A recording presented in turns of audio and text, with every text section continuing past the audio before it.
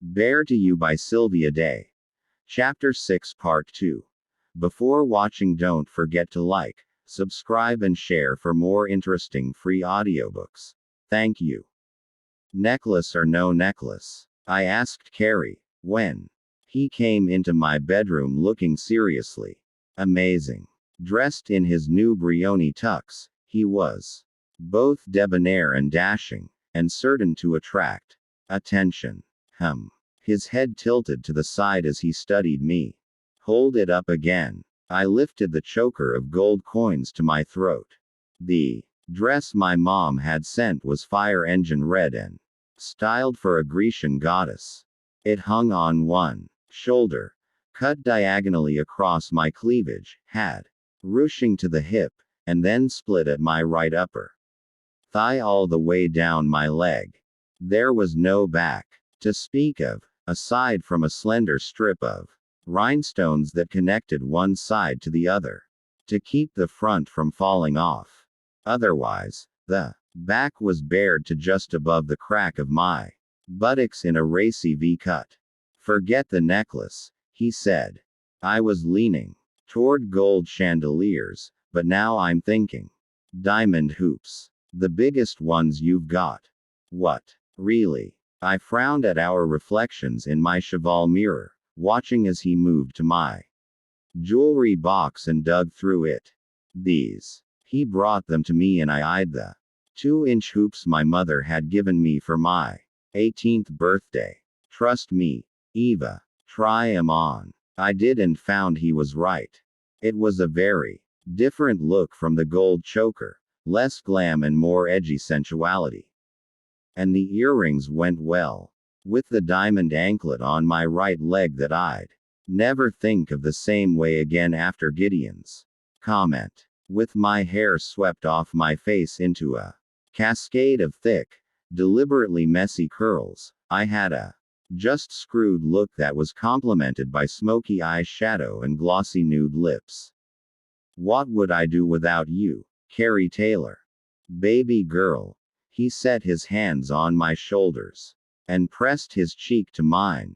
You'll never find out. You look awesome, by the way. Don't I? He winked and stepped back, showing off. In his own way, Carrie could give Gideon a run for his money. Looks.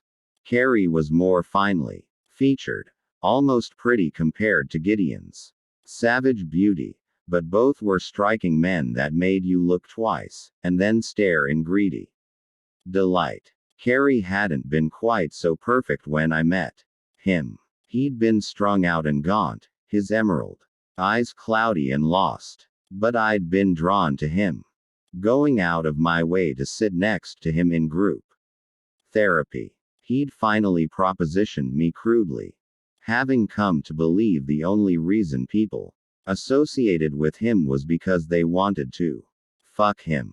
It was when I declined, firmly and irrevocably, that we finally connected and became best friends. He was the brother I'd never had. The intercom buzzed and I jumped, making me realize how nervous I was. I looked at Carrie. I forgot to tell the front desk he was coming back. I'll get him. Are you going to be okay riding over with Stanton and my mom? Are you kidding? They love me. His smile dimmed, having second thoughts about going with Cross. I took a deep breath, remembering where I'd been earlier. On my back in a multi-orgasmic daze. Not really. No, it's just that everything's happening so fast and going better than I expected or realized I wanted. You're wondering what the catch is. Reaching out, he tapped my nose with his fingertip. He's the catch, Eva, and you landed him.